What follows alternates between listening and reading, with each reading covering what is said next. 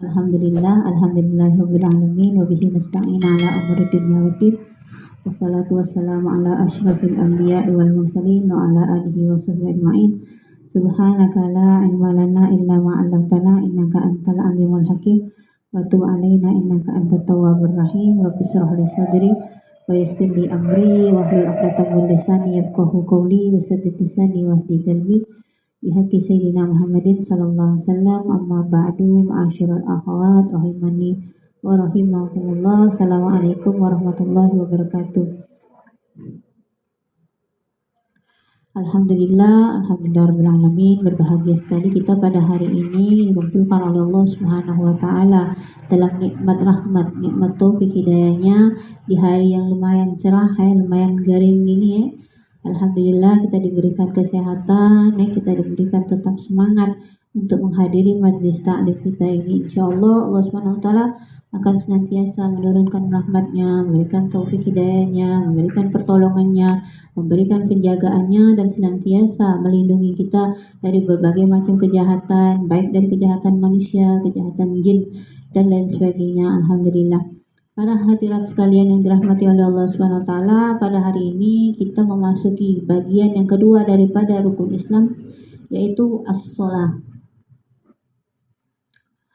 As-shalah. As-shalah asani min arkanil Islam. Jadi salat itu adalah termasuk rukun Islam yang kedua. Setelah syahadat itu ada salat.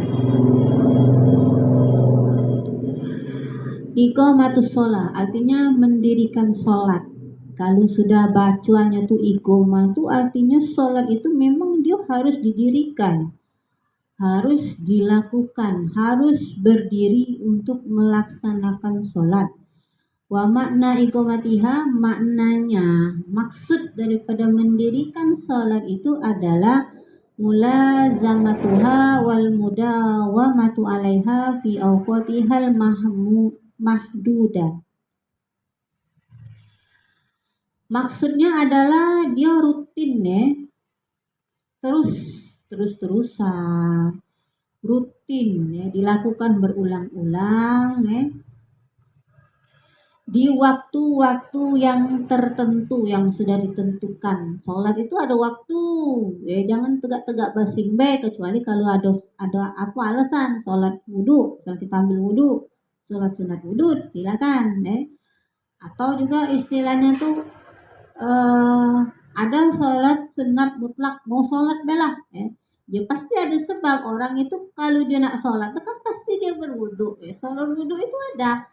Jadi setiap sholat itu dia pasti ada alasan Jangan sholat itu tidak memiliki alasan sholatnya juga di waktu-waktu yang salah. Misal matahari terbit kita sholat salah, walaupun maksud kita sholat tapi waktunya salah. Makanya perlu belajar tinggi agar tahu waktu mana yang boleh sholat, mana yang dilarang sholat.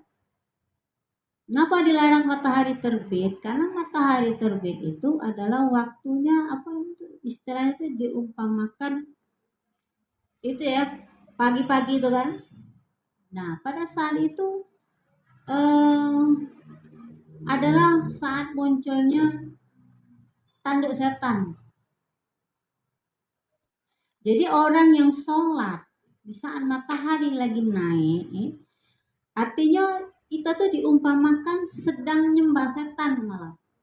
Kita maksudnya nyembah Allah, jadi malah nyembah setan. Walaupun yang kita maksud adalah menyembah Allah, yang kita sebut nama Allah, gerakannya sholat, bacaannya juga bacaan sholat, tapi waktunya adalah waktu setan lagi muncul. Jadi seolah-olah kita nyambut di biarkan dulu berlalu. Biarkan dulu matahari yang terbit tadi itu berlalu, bergeser. 10 menit paling tidak 5 menit. Dia kan muncul nih. Nah, kakek kan dia tuh muncul tuh tidak diem matahari. Matahari itu kan berjalan. Matahari jalan apa kita bumi jalan. Tapi yang maksud itu bergeser. Kalau sudah bergeser, selesailah urusannya tadi. Artinya pada saat itu tidak ada lagi yang menghalangi, baru boleh sholat. Sholat zuhur ada waktu-waktunya. Pada saat nanti ada kaki dijelaskan sebenarnya, tapi tidak apa-apa kita jelaskan secara ini dulu secara umum. Nanti kalau sudah matahari itu dia lurus kalau kamu tegak siang jam 12 misalnya, kilo kalau kita ini tegak di panas matahari itu kalau kita katik bayangan berarti matahari itu ada di pucuk nian pas. Nah, jadi mana ada bayangan kita? Tiba-tiba bayangan kita tadi manjang. Badan kita tadi kan? Itu artinya sudah ada pergeseran. Nah, pergeserannya itu diukur dengan ukuran seujung tombak. Ukurannya tadi. Jadi kalau matahari lagi pucuk pala gitu, tidak boleh sholat zuhur, belum boleh. Belum masuk waktu, kaget. Dia bergeser dulu, baru zuhur masuk. Itu kalau kita seandainya ada di hutan. Kalau kita tinggal di negeri wong kafir, jangan harap ada azan. Cara nyingoknya itu cak itu. Waktu asal kaget, aduh. Nah sekarang ini dibantu dengan cara jam. Jam sekian, beduk zuhur jam berapa? Beduk asal jam berapa? Terus dibantu lagi dengan speaker. Kita ini lemak sudah.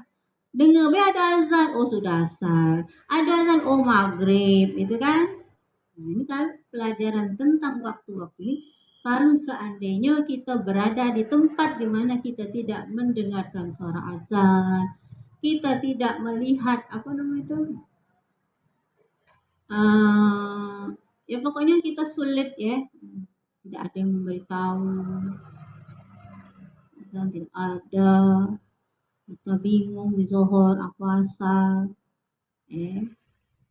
Lihat jam. Kalau kamu tinggal di yang banyak es sebenarnya kutub apa? Ketahui katek dingin tuh malam enggak itu tuh katek putih aja itu mana kita ingat.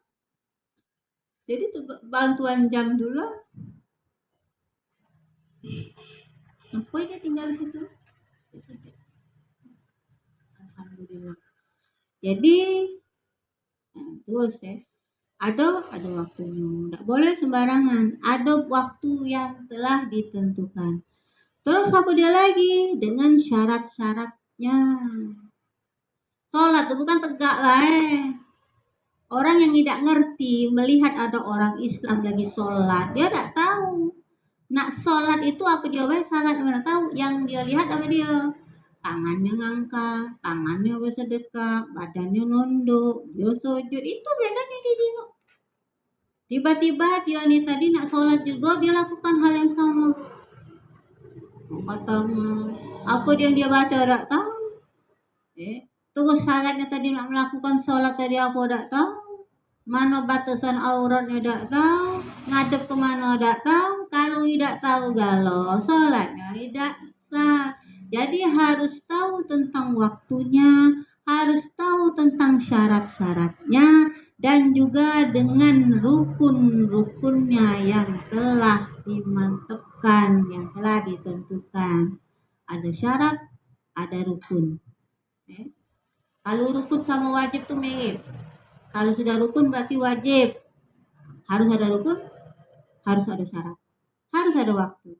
Itulah cara sholat.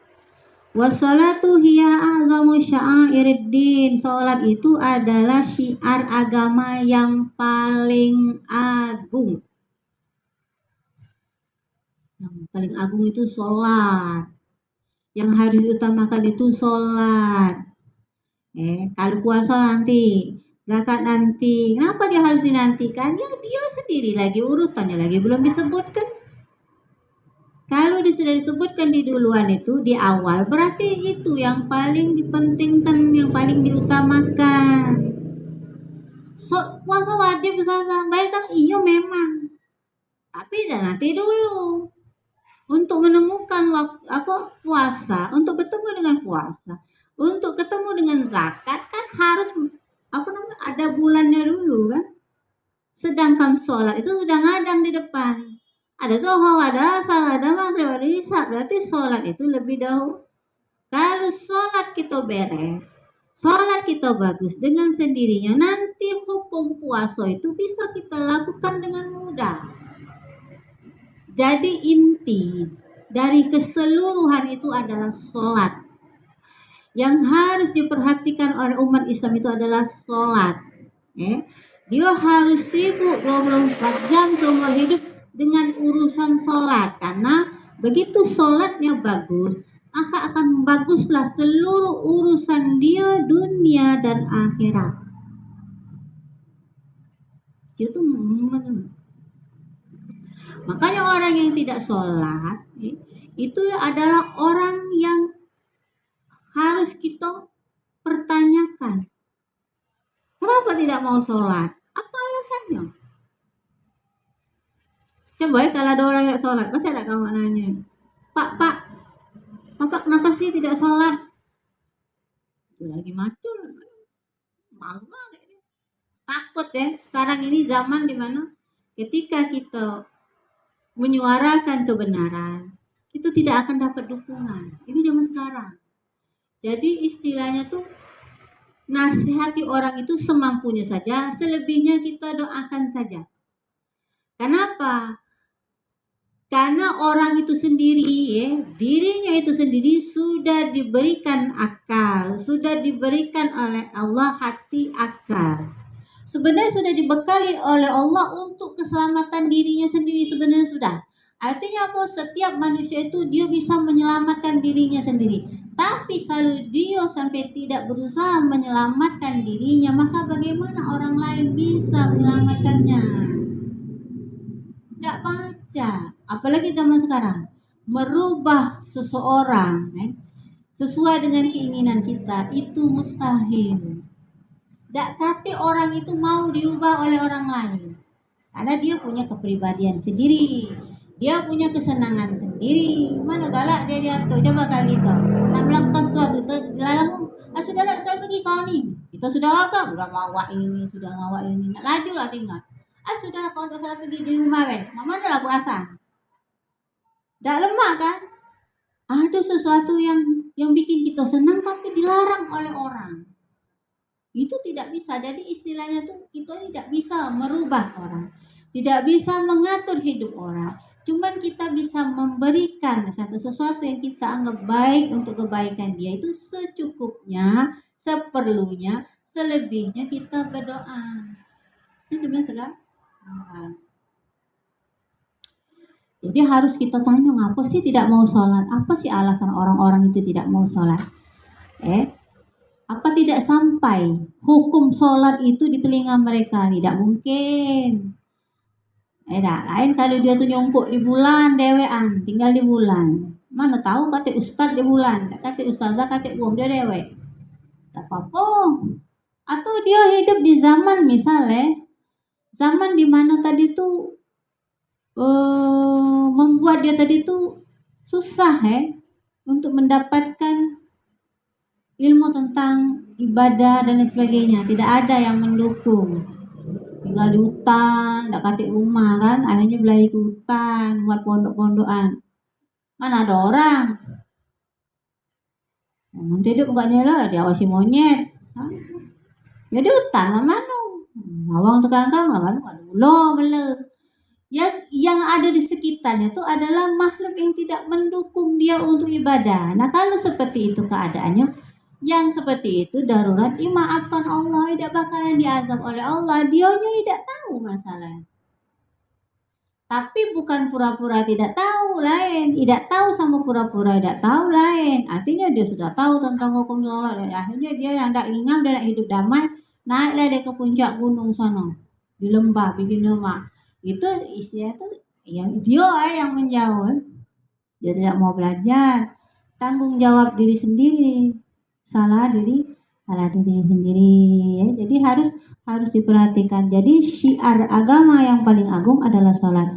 Wa afdalu ma yataqarrabu bihi ila rabbil alamin. Dan sesuatu yang paling utama yang bisa mendekatkan seseorang kepada Allah Rabbul Alamin. Ya. Paling utama. Jadi jalan lain itu adalah sesuatu yang tidak sama dengan salat. Jadi kalau nak dekat sama Allah, salat. Jadi hamba yang banyak sujud adalah hamba yang dekat sama Allah. Dan disinilah setan berperan besar. Setan itu kalau ganggu yang lain itu dia tidak perlu terlalu ngotot. Tapi kalau masalah sholat, macam-macam. Dari awal dia nak wudhu, lagi sudah sibuk dia.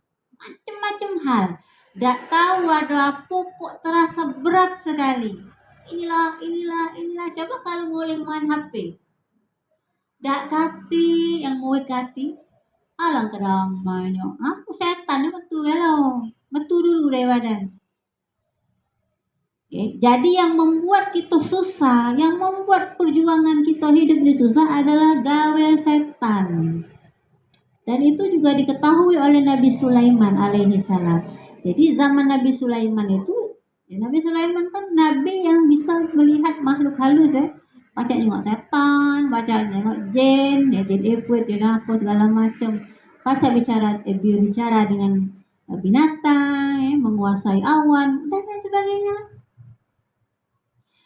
Jadi Nabi Sulaiman ini melihat rakyat ini tadi telalai, pegel ya, akhirnya ngadu sama Allah. Ya Allah, setan ini sangat mengganggu. Boleh tak kau izinkan tak kalau seandainya mereka semua aku tangkap nih?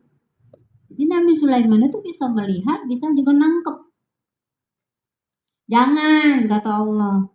Setan itu ada manfaatnya juga. Nah, di mana manfaatnya? Jangan kita menyangka dengan kalimat ini kaki nyangka setan itu baik, bukan? Manfaat dia itu adalah sebagai menguji. Alat untuk menguji kita. Kita ini kalau sekolahlah 10 tahun. Kalau kata ujian, kapan naik kelas? Sampai tua-tua di situlah. Pak gurunya sudah melok tua juga. Ya loleh, macam loleh. Itulah tidak kemana-mana. Nah, itu kan tidak manfaat namanya. Biar naik tingkatannya. Biar melihat sesuatu yang baru. Dari SD ke SMP. Kan lain suasananya. Sekolahnya lain, jalannya lain, kawannya lain. Habis SMP ada SMA, kuliah, terus semakin tinggi semakin bersemangat. Banyak gelar itu malah semakin semangat. Jadi manfaat setan itu bagus untuk manusia itu sendiri. Biar dia menjadi manusia yang istimewa. Jangan. Jadi makin ngomong pun Nabi Sulaiman. Aku tangkap 3 hari weh.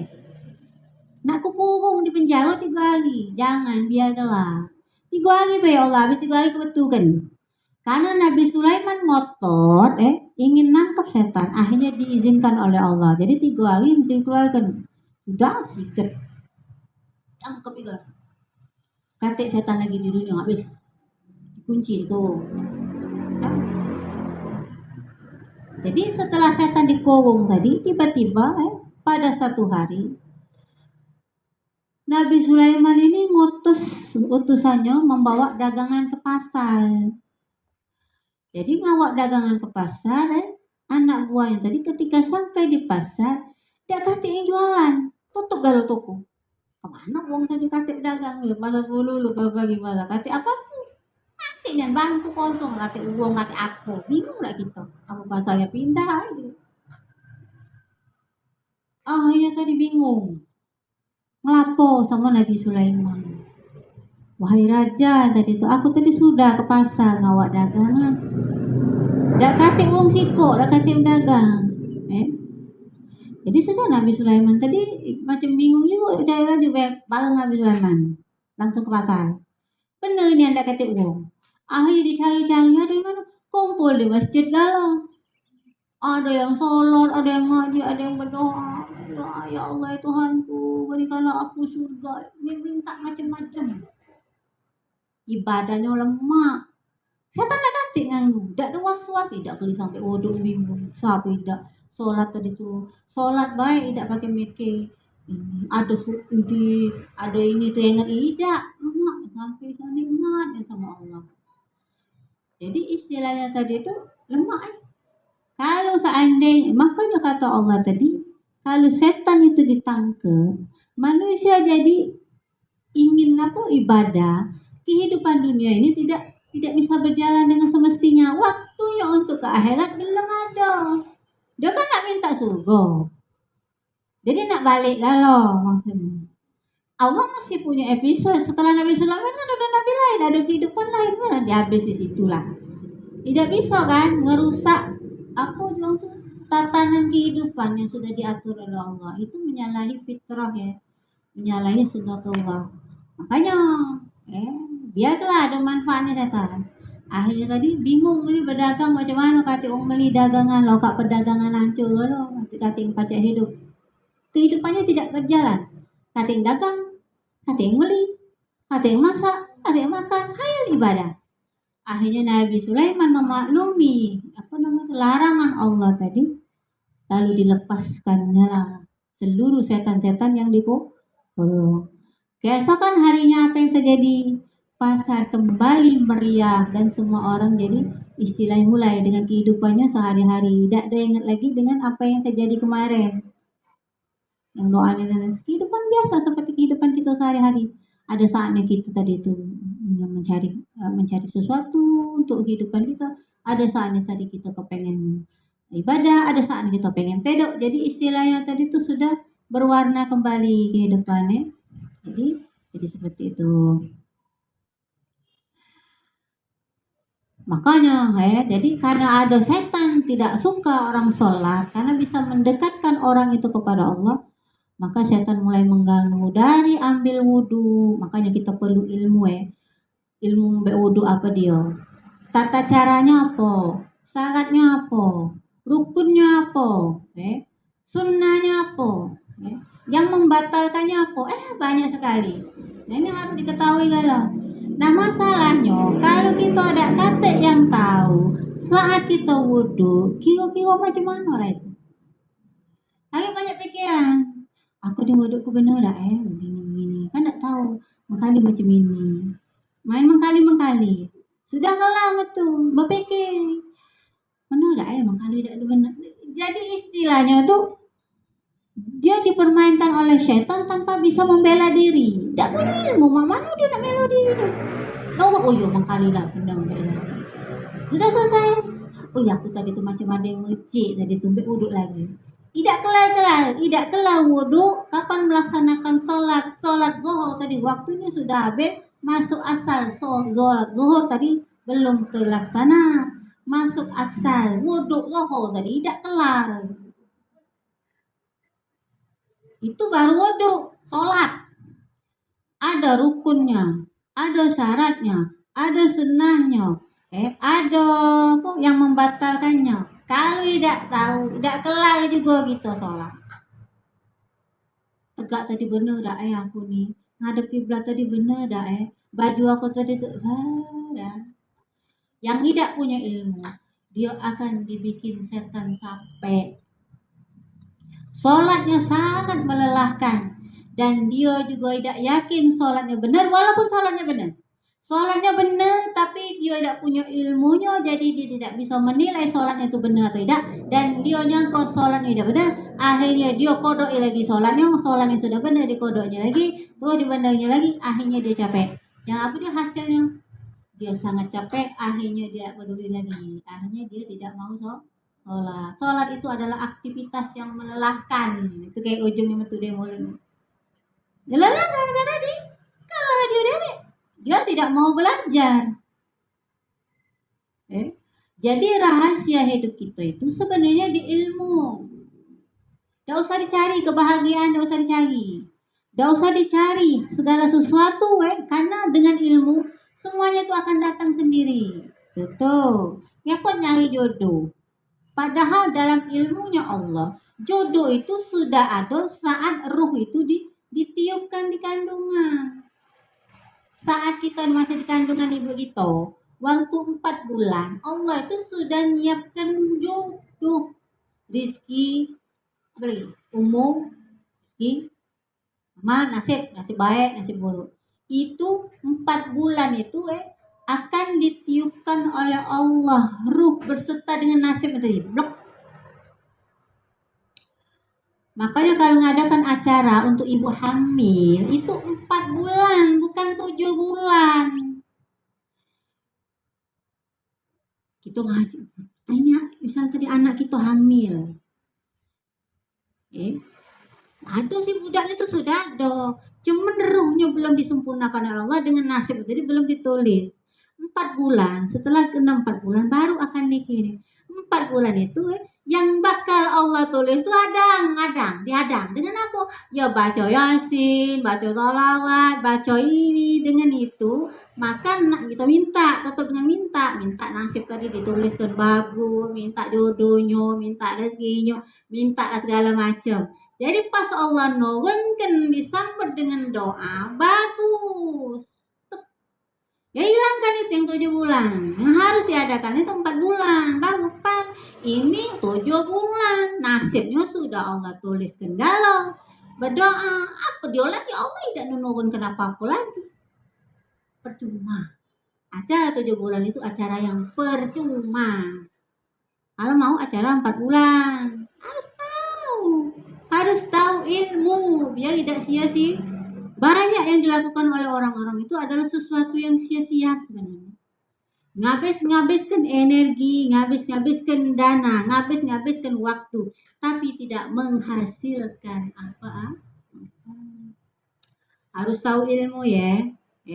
Jadi paham, tidak bisa diganggu oleh syaitan. Jadi ibadah kita tenang. Nah, ambil wudhu, tahu caranya. Sholat. Selesai. Lakukanlah kehidupan sehari-hari dengan baik-baik saja. Orang itu kalau sudah dia yakin dengan ilmunya, dengan keyakinan dia dengan Allah, dia jalani hidupnya itu biasa-biasa, maka hidup itu sebenarnya biasa-biasa saja. Tapi kebanyakan kita itu gelisah, takut, susah ini, kaget mati terlindas mobil, kaget kecopetan, kaget dirampok, kaget begini, kaget santuk, kaget terpleset, kaget ini, kaget itu, kaget ini, kaget itu. Tahu dari mana juga? Nah, yang kita takutkan itu, sebenarnya itu tuh bakal terjadi gara-gara kita. Yang kita takutkan itulah yang akan terjadi. Padahal tidak kate yang akan Allah tuliskan buruk, tidak kate sebenarnya. Cuman gara-gara kita serba ketakutan, seolah-olah kita tuh mancing. Makanya hidup itu jangan terlalu takut. Orang kalau terlalu takut, maka dia akan diganggu oleh syaitan. Jangan takut dengan hidup. Rasulullah tidak mengajarkan seseorang itu untuk takut, tapi harus jadi pemberani. Kalau kita sudah berani, maka syaitan akan mundur. Berani menghadapi hidup. Menyambut hidup itu dengan senyum. Menyambut hidup itu dengan ringan, dengan tawa. Maka tidak ada lagi yang akan meracuni pikiran kita. Ada orang lewat serem, ogak-ogak, yang itu bukan pembunuh, ngintip dia pilih. Padahal yang kita itu ya maklum, nah kebenaran beda itu serem dia, pokoknya memang nggak jadi ganteng lah. Dah aja kan, dia tuh pada nyari alamat rumah waknya misalnya dia sudah ketakutan dewek dengan sugesti dengan pikiran dia dewek, mendek dia pilih. Ada salah itu bagi aku ngapo-ngapo. Istilah tuh ini orang yang repot dengan urusan yang dia tidak ketahui, dia telah menyanyiakan hidupnya. Karena segala yang kita tidak ketahui, yang sifatnya rahasia, itu milik Allah. Jadi kita hidup itu kalau kita bergantung sama Allah, maka Allah yang akan ngatur segalanya sesuai dengan maunya kita. Ya Allah, hidup aku ini janganlah kena bala. Jangan juga yang kecil atau yang besar, jangan sampai ya Allah. Sudah selesai. Kalau kita masih ketakutan setelah berdoa seperti itu, berarti tidak yakin sama Allah. Kita sudah minta tak sama Allah yang ngatur segalanya. Tapi dia masih ketakutan. Nah, berarti tidak yakin dengan yang diajak ngomong. Ya Allah, aku berserah padamu. Selesai. Jalanlah. Jalan. Balik. Yakin. Tidak bakal terjadi apa-apa. Kalau kita sudah membuktikan seperti itu, iman kita akan bertambah. Oh iya, ya, berkat aku berdoa tadi selamatnya hatinya aku. Alhamdulillah, berarti Allah tu dengar. Allah tu benar-benar dengar. Nampak kan? Nampak kan? Jadi istilahnya seseorang itu jiwa seseorang itu kalau tidak terus-terusan diberikan ilmu, diberikan pemahaman, dia akan seperti kayak udara melayang hampa. Udah kata kemantap kan? Jadi peran ilmu itu bagus untuk bikin dia kokoh, berdiri tegak, berani menghadapi hidup, yakin dengan Allah, maka dia akan hidup dengan benar. Jadi harus ada ilmu ya. Fa'an ibni Mas'ud radhiyallahu anhu qala sa'altu Rasulullah sallallahu alaihi wasallam ayyul amali ahabbu ilallah wa fi riwayat afdalu faqala as-salatu li waqtiha rawahu Syaikhun. Dari Ibn Mas'ud, semoga Allah meridhai beliau berkata, aku nih telah bertanya kepada Rasulullah, pernah nanya, wahai Rasulullah, amalan apalah yang paling dicintai oleh Allah? Ingat amalan apa yang paling dicintai Allah? Lalu kata Rasulullah, as-salatu liwaktiha. Rasulullah nggak tahu apa dia salat di waktunya. Dia kata yang lain. Sikok itulah salat di waktunya. Jadi kalau pengen dicintai oleh Allah, lakukanlah salat di waktunya. Salatlah di waktu-waktu salat yang telah ditentukan. Kalau pengen dicintai oleh Allah. Setan benci, genggam kalau ada manusia dicintai oleh Allah. Makanya target setan yang paling utama adalah orang yang sholat. Karena akan membuat orang itu dicintai oleh Allah. Wa warada inna awwala ma yuhasabu bihil abdu yaumal qiyamah as-salat. Sesungguhnya yang pertama kali yang akan dihisab seorang hamba yang akan dihisab oleh Allah pada hari kiamat, yang pertama kali adalah sholat. Maksud hisab apa dia? Ditanya, kau sholat dak? Sholat tepat waktu dak? Benar dak kau sholat? Kenapa orang makin nanya tuh? Kan Allah tahu sholat apa tidak manusia itu sebenarnya Allah juga sudah tahu.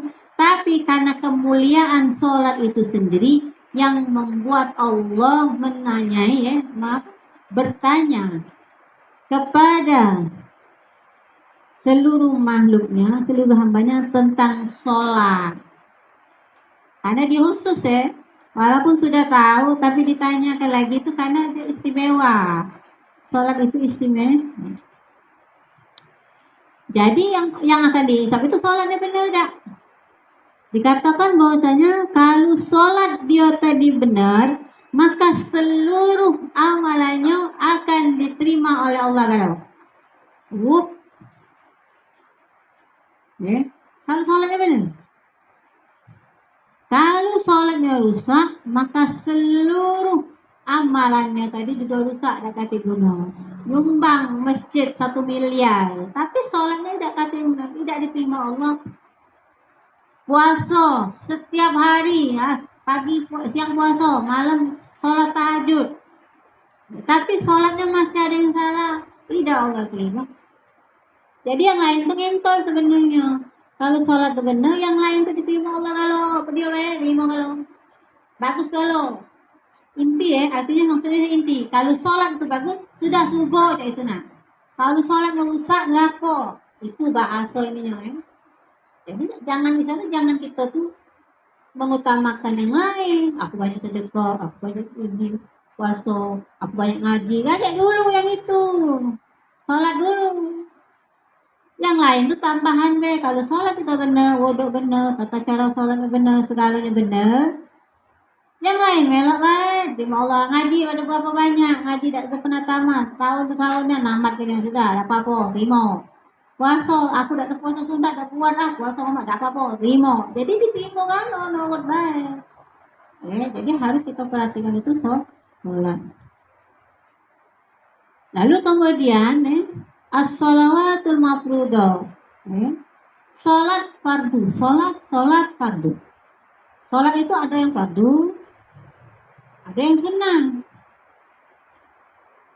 Nah, sekarang kita bahas tentang sholat yang fardu. As-shalawatul mafruḍah khamsun.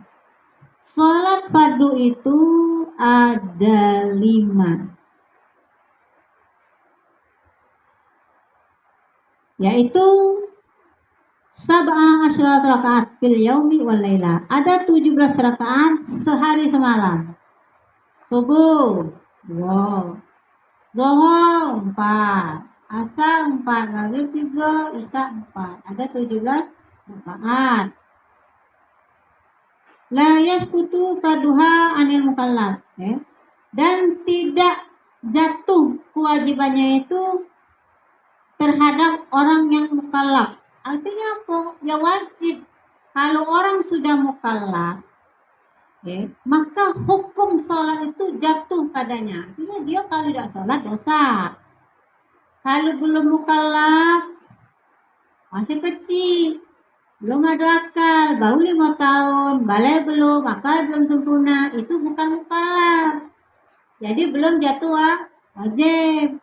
Siapa sih yang jatuh wajib? Yaitu al-balighul aqil. Orang yang sudah mencapai baligh sampai hukumnya sholat itu sendiri dan juga yang berakal. Contoh, kalau wanita, kalau dia sudah sampai balaghnya di mana? Tanda baligh di mana wanita? Ada apa? Ada hand. Kalau dia tadi umur, apa namanya tadi? Head itu berapa bulan? Biasanya 9 tahun, ya 10 tahun lah.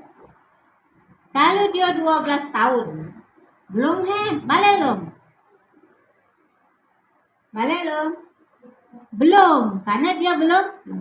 Kalau dia ni tadi 15 tahun, belum lagi head, balik belum? Apa belum tulang kelamanya? Kalau dia 20 tahun belum head, belum balik lagi ya. Jadi batasannya itu adalah sekitar misalnya umur 15 tahun. Kalau 12 tahun masih lah. Kalau dia belum datang mungkin dia memang termasuk orang yang headnya tadi memang ada terlambat, ada masih. Kalau sudah 15, 16, 17 dia belum head lagi, belum balik. Mana ada batasan umurnya sudah kejauhan. Wong tuh tandanya 9 tahun atau 10 tahun lah. Ini 20 tahun. Ada masalah. Disir bagian itu tuh harus ada yang nutup di jalannya. Harus ke dokter ya. Nah itu. Jadi kalau dia tadi belum head, umur tadi tuh berapa? 9 tahun, 10 tahun, belum head misal. Dia kalau sholat tadi pahala sholatnya tuh balik kepada orang tuanya, tapi masih terhitung budak Tapi kalau dia tidak sholat, tidak apa-apa. Dia memang belum sampai.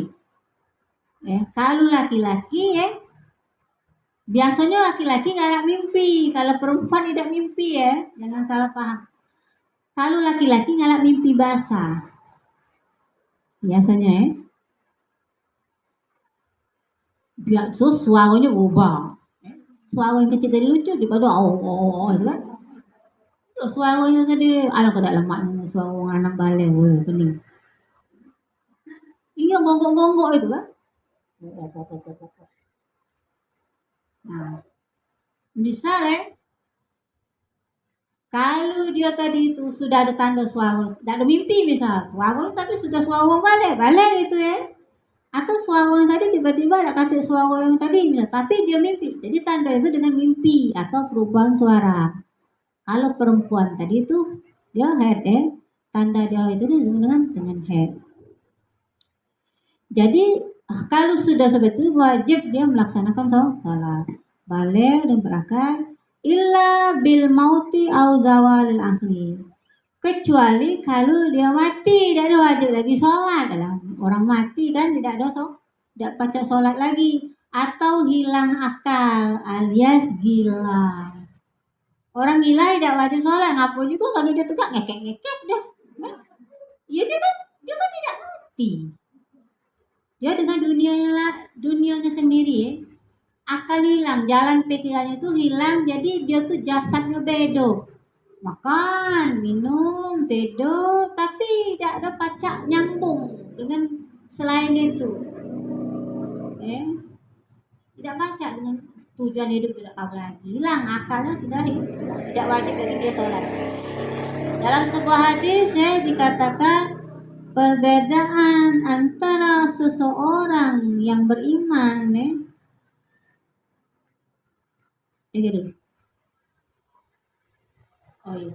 perbedaan seseorang antara syirik dan juga kufur itu adalah meninggalkan sholat. Kalau orang syirik itu jelas ya, kalau dia syirik itu berarti dia tidak mungkin sholat. Dan juga kalau juga orang Islam dia tidak sholat, maka dia juga tidak beda dengan orang kafir. Jadi istilahnya gini, orang Islam, dia Islam, dia tidak menyekutukan Allah, tapi dia meninggalkan salat. Apa bedanya dia dengan orang yang menyekutukan Allah? Karena orang yang menyekutukan Allah juga tidak salat, sama seperti dia orang kafir. Dan juga orang Islam, dia meninggalkan salat, berarti dia adalah orang yang kafir dalam arti dia menyamai orang kafir yang memang tidak sholat. Karena beda antara orang kafir sama orang Islam itu di sholat. Yang orang lain, orang kafir itu juga sedekah loh. Orang kafir itu juga beramal ini loh. Tapi orang kafir tidak sholat.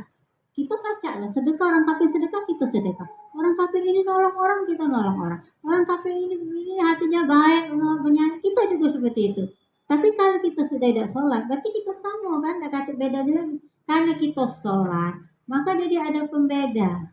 Kita bukan orang kafir, karena kita adalah orang yang sholat. Jadi seperti itu. Maka apabila orang yang telah dibebani sholat tadi meninggalkan sesuatu dari yang telah diwajibkan, itu sholat kan, dia tidak sholat, maka kalau dia meninggalkannya itu karena dia mengingkari kewajiban sholat, maka dia dihukum murtad. Tidak sholat. Sholat itu wajib, kata-kata tidak wajib sholat, ngapain sholat? Itu murtad. Kalimat jadi hati-hati, seseorang itu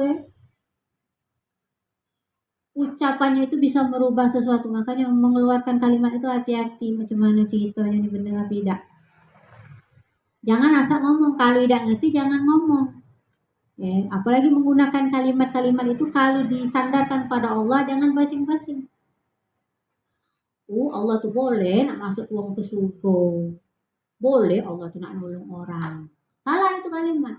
Salahnya gini, kalimat boleh, Allah tuh boleh loh, seolah-olah tuh mengizinkan, seolah Allah tuh butuh izin. Nah, minta izin dulu sama si Anu, boleh, seolah-olah kan. Jadi istilah kalimat yang kecil seperti itu, kalau kita tidak segera sadari, kita istighfar, nanti dia menumpuk-numpuk, itu bisa ngikis. Jadi iman kita tadi sudah bulat, sudah sempurna, tiba-tiba kaget dia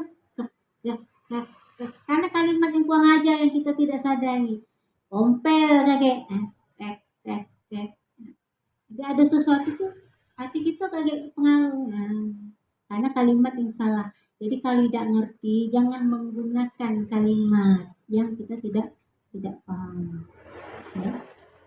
Ada kalimat pernah dengar adalah yang ceramah, kita tidak usah sebutkan orang, kita jadi pelajaran. Allah itu tidak ingin sesuatu dari kamu. Allah tuh cuma pengen disembah. Pengen disembah. Kalimat pengen itu harus diistighfarkan. Harus minta ampun sama Allah. Nah, kalimat kepengen itu kalimat yang menunjukkan Allah tuh ada istilahnya tuh apa ya? Kayak butuh. Butuh ya? Allah tuh cuma pengen seolah-olah butuh disembah ya nah. Itu kalimat salah. Bukan Allah pengen disembah, tapi Allah memerintahkan untuk menyembahnya. Itu perintah. Kalau pengen, butuh maksudnya. Aku pengenan makan bakso. Kepengen kan? Butuh kan? Butuh sama bakso. Aku pengenan sama es kacang dan milonya bakso. Itu kepengen kan? Tapi ini memerintahkan. Hei, belikan aku es kacang. Artinya apa? Allah bukan butuh sama es kacang tadi. Cuman memerintahkan. Artinya harus tunduk sama dia. Tidak ada perlu sama es kacang. Misal kan. Merintahkan. Artinya punya kuasa untuk merintahkan. Hati-hati. Kadang-kadang pemakaian bahasa itu kalau salah. Itu bahaya. Lalu berikutnya adalah dan juga yang murtad tadi hukumnya sebenarnya dalam hukum syariat dia itu wajib dibunuh. Kalau ada orang aku sholat itu kata-kata wajib boleh dibunuh. Halah cuman kita di Indonesia kalau kita bunuh dikit lagi mobil polisi kan ming siapa melakukan pembunuhan salah ya. Kita tuh jengok juga. Kita hukumnya kan boleh iya tapi kita tinggal di mana? Kita boleh menegakkan hukum tapi jangan sampai menyusahkan diri, tidak boleh. Misal gini, ada organ tunggal, wong lagi mabuk ini tuh. Kan kita tahu hukum azan kan kita datang, mang ini apa, mang nggak boleh mang mabuk loh. Kemudian kita dikapak ya, mati. Siapa nak mau ngalam tidak pasti. Kalau ini bukan wewenang kita ngelarang, bakal membaca tidak usah dilarang, tidak usah diawasi deh. Jangan, kita bukan pemerintah, kalau kita pejabat apa-apa, polisi tangkap, boleh. Kita harus siapa? Mate kita tadi misalnya tadi polisi tidak bisa berbuat apa-apa, tangkap ya, bewong tadi kita tadi sudah. Jangan kita tuh menzalimi diri kita. Boleh kita melaksanakan syariat, tapi jangan membahayakan. Jangan sok-sokan deh. Lagi sholat menghadap Allah, Allah adalah segalanya. Kebakaran. Tidak peduli. Jangan. Tidak boleh. Kita orang biasa makan api gitu. Nah, kita jangan sama kalau ada orang itu kan orang lain. Kita bukan. Jadi jangan aneh-aneh. Lagi sholat Allah, tiba-tiba ada ular sanca lewat. Kamu jangan sok-sokan ular, makhluk Allah. Allah buat kita tolak itu. Istilahnya pakai logika juga ya. Loncat kita salah makin tinggi, batal salah. Ya udah apa-apa mbak wudhu lagi sholat lah. Jadi kita tuh hidup tuh dengan ukuran gitu ya. Jangan kita ngukur dengan ukuran yang tidak layak untuk kita. Kita ini ada batasan, kita ini di sini. Para ulama di sini. Kita jangan masuk wilayah ulama. Jangan. Ulama di sini. Ulama juga jangan masuk tempat ini. Memang ada tempatnya macam sekolah lah. Apa pula udah TK-nya ada di kelas 6. Anak baliknya main-main. Bingung nangis dia loh Kak. Beda. Kita juga tua bangku udah kuliah. Aku duduk di TK tepuk-tepuk tangan. Bukannya kita di gurunya. Lolo, duduklah situ. Nah, jadi seperti itu ya. Para nabi, yang ini ada kelas-kelasnya.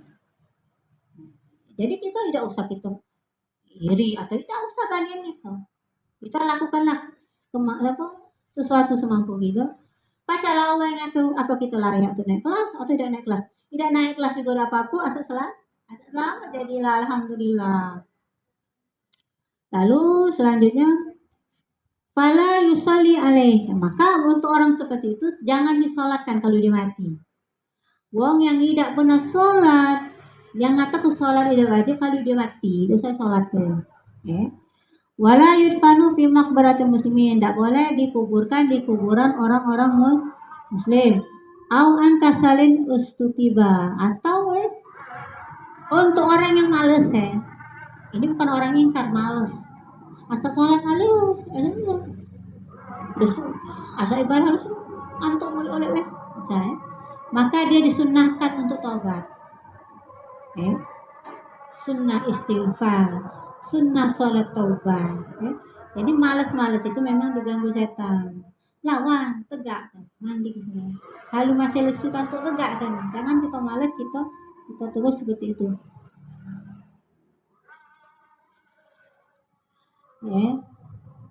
Jadi istilahnya tuh sudah disuruh tobat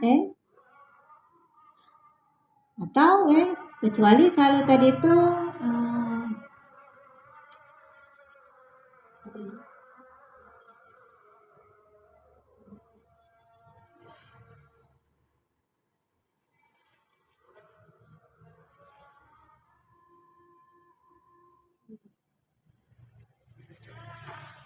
dan waqad zahaba ba'dul a'immah dan sebagian para imam itu ada yang beda pendapat, tidak semuanya sama, tidak semua orang itu sama. Seperti Imam Ahmad bin Hanbal yang mengatakan orang yang meninggalkan sholat secara mutlak kafir secara mutlak. Artinya apa? Dia meninggalkan ke sholat karena menganggap sholat tidak wajib, ataupun dia tidak mau sholat karena dia malas, tidak pernah sholat, tapi tidak mengingkari sholat itu wajib, tapi tidak pernah sholat, lewat waktu asal tidak peduli lewat, itu karena malas itu sama hukumnya kafir. Nah kalau yang lain mengatakan kalau yang tidak sholat, tidak sholat, dia tahu sholat wajib, tapi dia tidak ingkari, tapi dia malas, tidak sholat, asal tidak sholat, tidak sholat. Maka orang itu disunahkan taubat, disadarkan, disuruh taubat.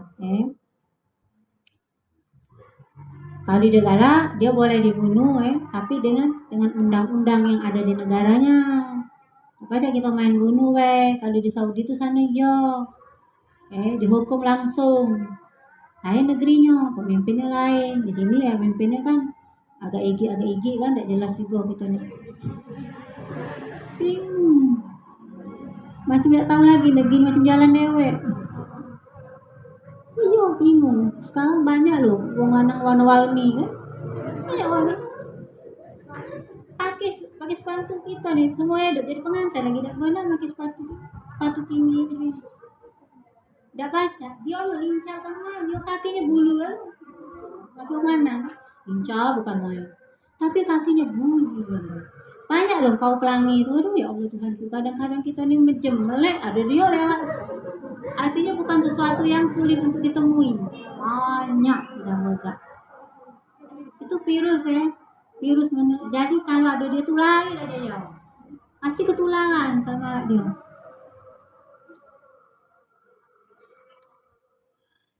Jadi tidak.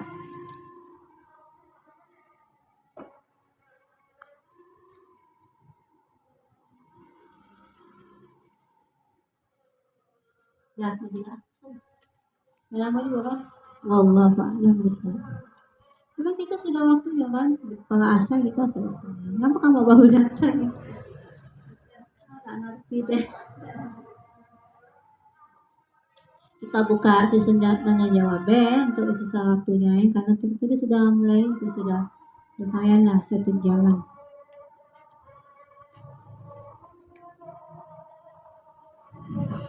Wallahu a'lam bishawab. Jadi kalau ada nak bertanya bolehlah tentang masalah sholat atau gimana. Nanti kita akan masuk syarat-syarat sholat, tentang bersuci, tata cara bersuci, dan juga wasilah untuk bersuci. Wasilah bersuci itu kan macam-macam kan, ada air, ada batu, dan juga pilihan untuk bersuci itu bukan cuma bisa untuk wudhu, mandi juga bagian suci. tayamum itu juga bagian daripada suci, ya. Selama niatnya memang digunakan untuk ibadah. Kalau kamu tayamum, tapi kamu tidak pakai niat, nanti kamu ini ngusap-ngusap debu, ya dah. Misal, tak mirip macam wudhu, cuci tangan, cuci muka, cuci kaki, tapi tidak pakai niat tuh, berarti kamu tuh cuma sekedar nyiram-nyiram badan. Jadi namanya tidak bakalan sama kalau kita tidak pakai niat, ya. Terus berikutnya juga nanti kalau sempat juga wudhunya juga bagi kita langsung bahas insya Allah.